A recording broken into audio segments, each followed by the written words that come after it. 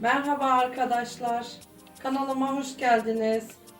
Yaz mevsimiyle birlikte çilekler, kayısılar, vişneler, incirler çıktı.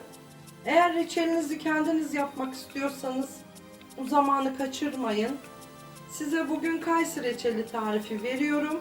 Eğer böyle bir reçel yapmak isterseniz beni izlemeye devam edin. Kayısı reçelimiz için gereken malzemelerimiz 1 kilo şekerpare aldım. Ufaklarını seçmeye gayret ettim. Çünkü büyük dilimler olmasın, güzel olmuyor. 5 su bardağı da klasik su bardağıyla şekerimiz var. Toz şeker. Kayısılarımızı yıkadım bol suda. Böyle yarım açalım. Çekirdeklerini de alalım. Tenceremize dizelim.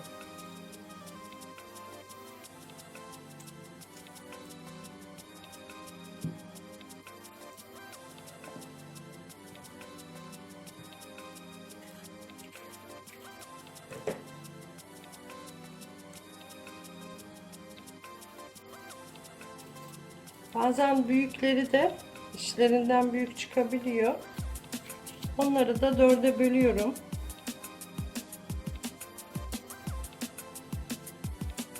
Çekirdeklerini de atmayalım. İçlerini çıkarınca reçelimizin içine koyarız en son.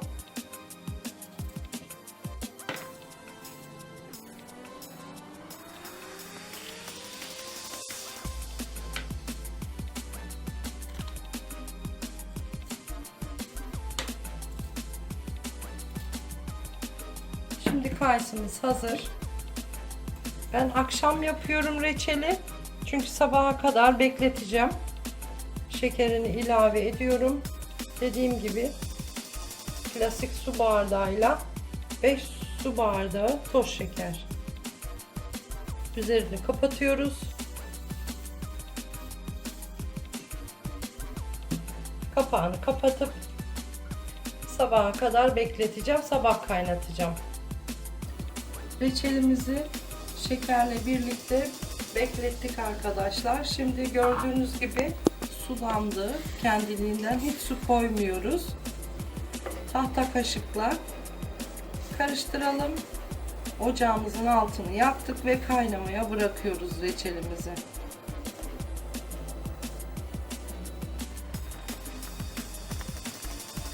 Reçelimiz kaynamaya başladı arkadaşlar. Orta ateşte kaynatmaya devam edeceğiz. Altı çok açık olmasın, taşabilir reçeliniz. Artık böyle kaynatalım. 20 dakikadır kaynayan reçelimizin içine bir tatlı kaşığı tereyağı ilave ediyorum. Bu arada ben de reçelim kaynarken çekirdeklerini kırdım arkadaşlar. Kabuklarını soydum. Onları da içine ilave ediyorum. Çekirdeklerinize bakın, tatlı ise içine atın. Hem reçelinizin görünümü güzel oluyor, hem de ziyan olmamış oluyor çekirdekler. Şimdi tekrar kaynamaya bırakıyorum. Reçelimiz 45 dakikadır kaynıyor. Yarım limonun suyunu sıktım arkadaşlar.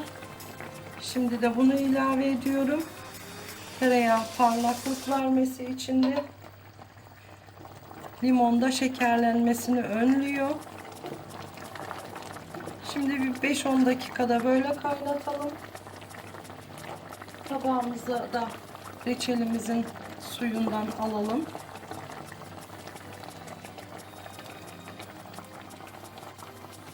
Bunu biraz dolapta bekleteceğim, buzdolabında. Olmuş mu diye kontrol edeceğim.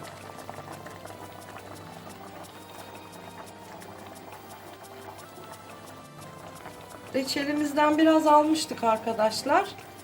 Buzdolabında soğuttum ben. Şöyle yapalım. Hemen birleşmiyorsa reçelimiz oldu demektir. Olmuş. Reçelimizin hiç köpüğünü almamıştık arkadaşlar. Şöyle artık kalanlardan biraz alalım.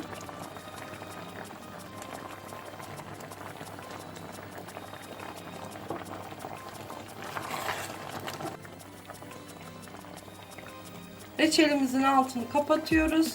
Biraz soğuyunca kavanozlarımıza koyacağız. Reçelimizin altını kapattıktan sonra 5 dakika dinlendirdim. Şimdi kavanoza alma zamanı arkadaşlar.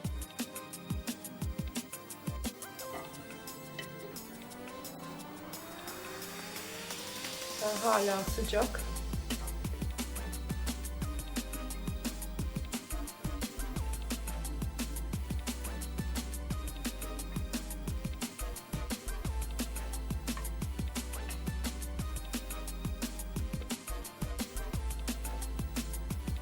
Kavanozumu doldurdum. Kapağını kapatıyorum. Kenarlarını silin iyice. Hala sıcak. Tutamıyorum bile. Sonra ters çeviriyorsunuz ve böyle soğumasını bekliyorsunuz. Bunu da yemek için ayırdım.